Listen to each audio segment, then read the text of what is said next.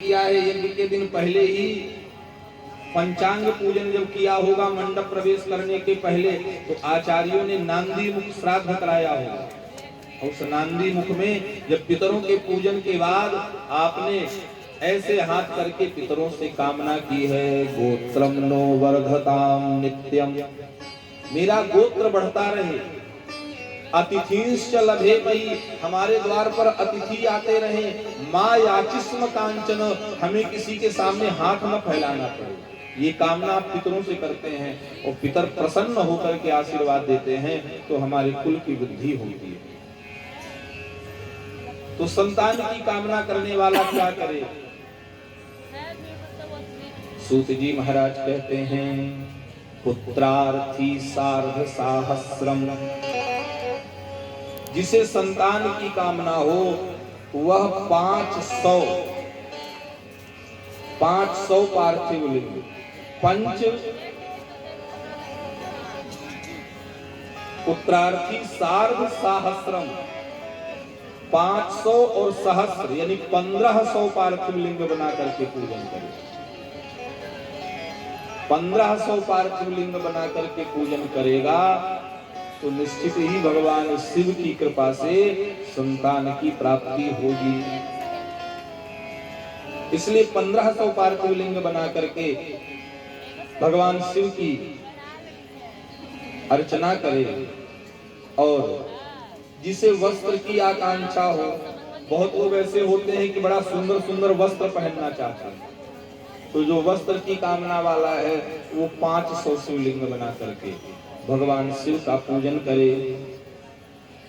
अब बारी आती है मोक्ष चाहने वाले की कि महाराज हमें संसार में कुछ नहीं चाहिए, संसार हमने देख लिया सब कुछ, यहाँ तो सब स्वार्थी हैं, हमें तो मुक्ति चाहिए।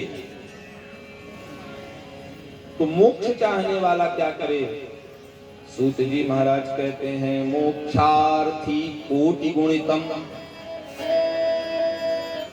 जो मोक्ष की कामना चाहने वाला पुरुष है वह 1 करोड़ पार्थिव लिंग बना करके पूजन करे तो इस संसार से मुक्त हो जाएगा, फिर उसका दोबारा जन्म नहीं होगा इस संसार में। 1 करोड़ पार्थिव लिंग बना करके भगवान शिव का अर्चन करे। और जिसे भूमि की अभिलाषा हो कि हमारे को भूमि हो जाए, भूमि स्वामी हो जाए, वो 1000 पार्थिव लिंग बना करके पूजन करे। जिसे दया की प्राप्ति चाहिए, दया चाहने वाला, देखिए दया, जिसके अंदर दया आ गई आप समझिए वो पक्का धर्मात्मा है। क्यों? दया धर्म को मूल है, पाप मूल अभिमान, तुलसी दया न छाड़िए, जब लगी घट में प्राण। जो दया है ये धर्म का मूल है।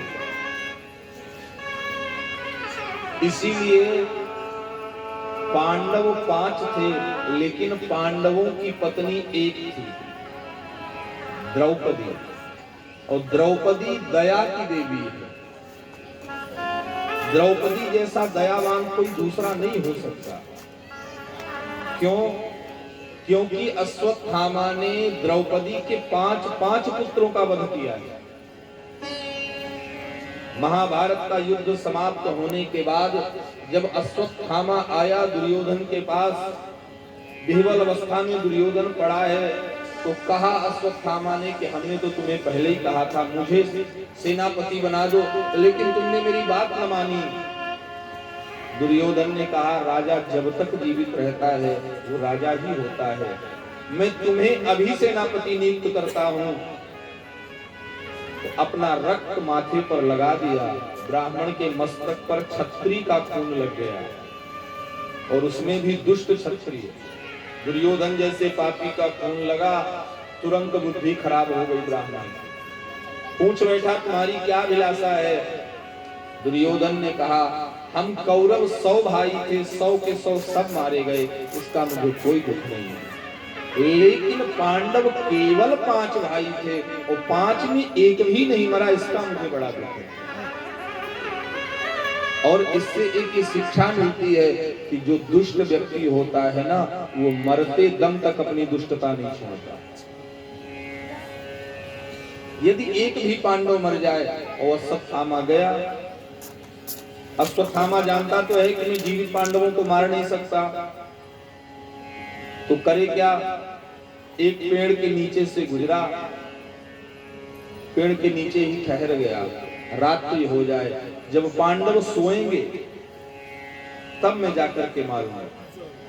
और जिस पेड़ के नीचे ठहरा उसमें क्या देखता है अश्वत्थामा कि जैसे ही अंधेरा हुआ तो उसमें घोंसला था, कौवे आकर के रहते थे,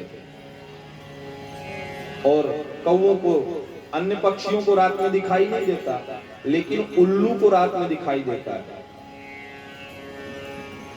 उल्लू, उल्लू ही कहते हैं ना यहाँ भी उसे, रात में, उसे रात में दिखता है। बस कौवों के